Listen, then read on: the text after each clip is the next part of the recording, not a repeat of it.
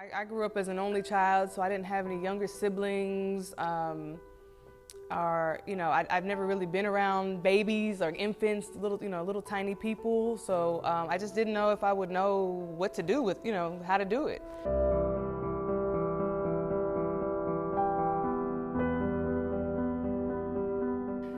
My name is Christine Chi-Chi Randolph.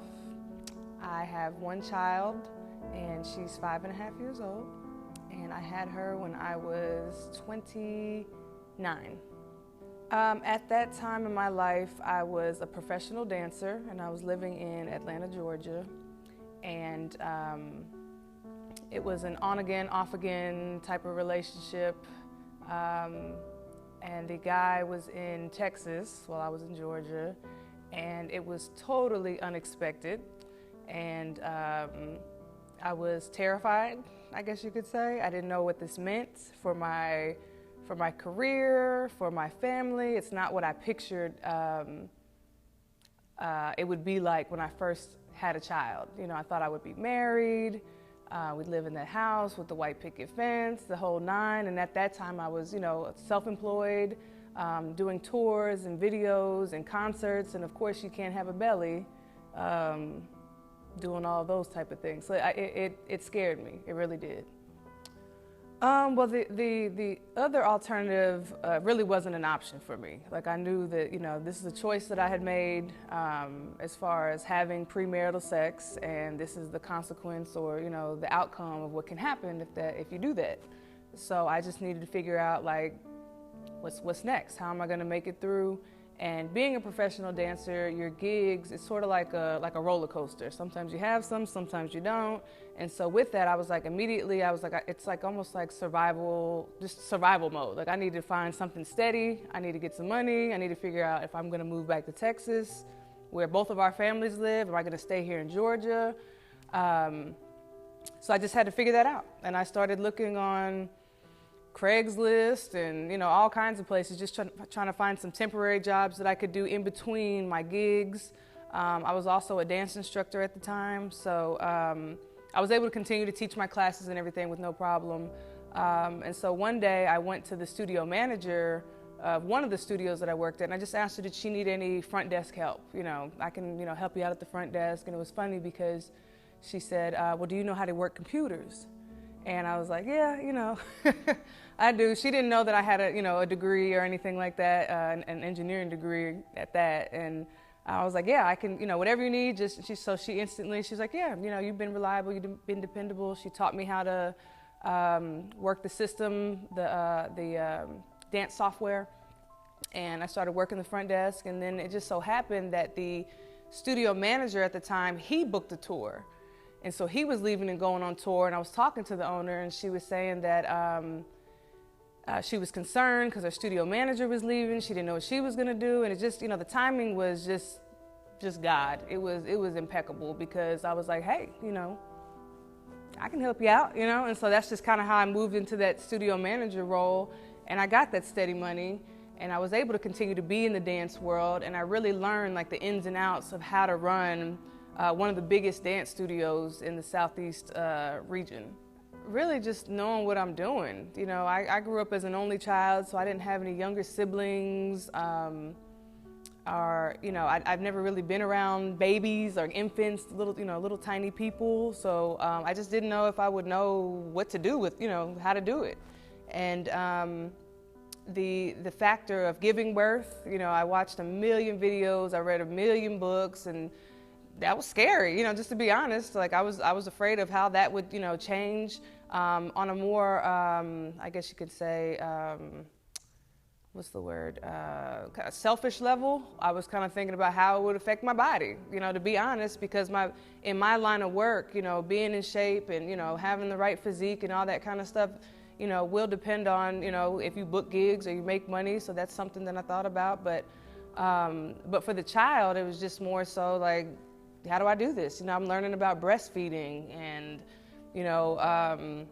when they change different stages, like what to feed them, when not to feed them. You don't give them water, like just all this information. I was reading and learning so many things. It was quite overwhelming, to be honest, in the beginning. First of all, a baby is a gift. You know, it's a gift from God. It may not be in your right timing or when you plan to do it or where you planned and all that kind of stuff, but the baby's a gift, and we do have these internal instincts, these motherly instincts that kick on. Mine kicked on. Like you just kind of figure it out along the way. Definitely pray about it. Try to keep an even-tempered, mind, keep an even spirit, and just focus on, giving the love and the attention and nourishment that your child needs, and things usually will work out. I was down personally, I was down probably for about 6 to 8 months after I had my child, and then shortly after that, I started booking gigs again, and I was able to hop back on, and I didn't think that'd be possible, to be totally honest. I didn't, I just didn't know. It was just sort of the fear of the unknown, but I kept my head focused. I figured out a way to care for the two of us. And you just got to make it happen, just with like a lot of love. And luckily I did have some family support as well that, loved me and, let me stay with them for a while and, kind of helped us out along the way. And we're blessed to have that, but, just stay focused and love that child. Hands down, my motivation was my child, Milan. Even though the circumstances weren't where I wanted them, the things that I wanted her to have, the education I wanted her to have, the things I wanted her to be able to eat and know and all that kind of stuff, I was still able to find a way to provide those things for her, even though my circumstance wasn't ideal. Once I did decide to move back to Texas, I thought it would be best to be supported by, close family.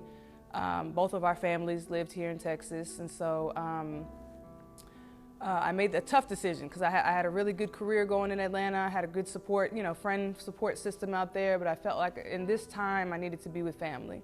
So I came back. I wound up moving to Austin, and I worked for a dance studio for a little while that I was able to bring my daughter with me to work with me when she was an infant. That was a blessing. I was able to get that job at that dance studio because of the experience that I had. And so looking back, it was like things were happening, and it was almost like, God was just kind of planting seeds for me to get to where I am right now. So fast forward a little bit, I was here for about a year and a half in Austin, and I found a studio space that was it used to be a children's dance studio, so I already had the mirrors and the floors and everything. It was built out. And it was pretty reasonable, good reasonable rent. I saw it on Craigslist one day. I went and looked at it, thought it was great. It'd be a great little starter place. And then I signed the lease 2 days later. I was like, you know what, I'm just gonna go for it, And the rent was so reasonable that I was like, no matter what I have to do, I'd be able to at least cover the rent. I may not be making a lot of money in my pocket personally, but I know I can cover this rent. I just had faith that I could do it. It was such a good deal. And so, and actually, let me back up. Before renting that space, I just started teaching classes around Austin, just kind of renting out rooms here and there. So I sort of built a small following of people. I had like several email lists, so that when I did open that space, I sort of had a small following of women that came to the studio. It took me about 4 weeks. I wanted to have it open by January. So in 4 weeks, I got on LegalZoom. I didn't know how to create an LLC or do any of the legal stuff, but LegalZoom will do it all for you. I created all of that, my DBA, my LLC. I got on Craigslist. I started looking for instructors because I wanted to have a full studio. I wanted to offer classes that I wasn't able to teach. Like I don't teach ballet, I don't teach contemporary. So I did interviews. I found a handful of strong dance instructors, and January 3rd, we were like, hey, let's get it going. I built the website. I don't remember sleeping the month of December in 2011, but I was so excited about it. Like I didn't have to be open by January 3rd. No, that wasn't a rule. I just couldn't wait to open, and I just knew January would be a great time. It was the start of a new year, and it was just sort of like when I got my mojo back. Like I was just ready to get rolling again. You know what I mean? And I have an entrepreneurial spirit at heart. I like working for myself. I like kind of being the boss, to be honest. I like setting things up. And I didn't have a lot of money. I hardly had any money, but whatever little money I had in my savings, I put it towards the studio, painted the walls a little bit, tried to make it fresh, put up a logo. got it going, and here we are 4 years later. That's a good one.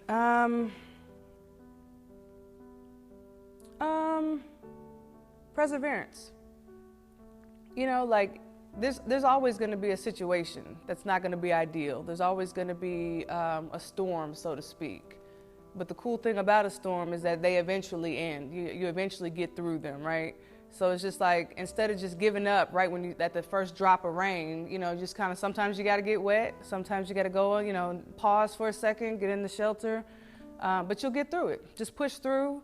I feel proud not only to be able to have my own successful dance studio, I feel more proud that my daughter can see me having a successful dance studio. So it's not about me, it's really, to this day, all about her. So just, you know, persevere, just push through, no matter what. Hi, my name is Chi Chi, and my word is perseverance.